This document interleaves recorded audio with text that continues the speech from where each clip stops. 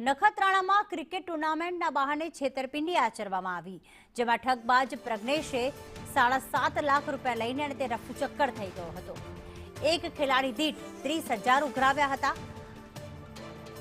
વડોદરામાં ક્રિકેટ ટુર્નામેન્ટના નામે છેતરપિંડી આચરવામાં આવી. ક્રિકેટ ટુર્નામેન્ટના બહાને પૈસા ઉઘરાવવામાં આવ્યા હતા.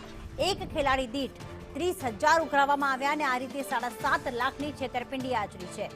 અલ્પેશ અમારી સાથે જોડાઈ ગયા છે. અલ્પેશ, કોના દ્વારા છેતરપિંડી આચરવામાં આવી અને કઈ ક્રિકેટ ટુર્નામેન્ટ યોજાવાની હતી, શું કહેવામાં આવ્યું હતું ખેલાડીઓને, કોઈ વિગતો સામે આવી છે?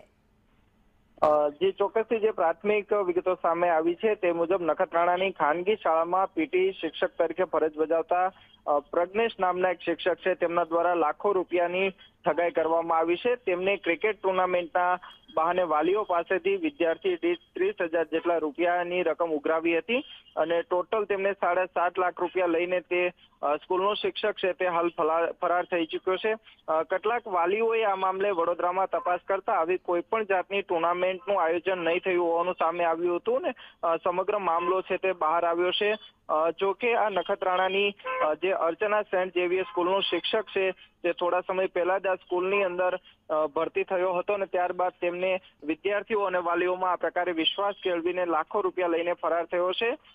ભોગ બનનાર વાલીઓ છે તેમના દ્વારા આ મામલે નખત્રાણા પોલીસ સ્ટેશનમાં અરજી આપવામાં આવી છે અને હાલ પોલીસે ફરાર શિક્ષક છે તેમની શોધખોળ પણ હાથ ધરી છે. આભાર અલ્પેશ તમામ વિગતો માટે.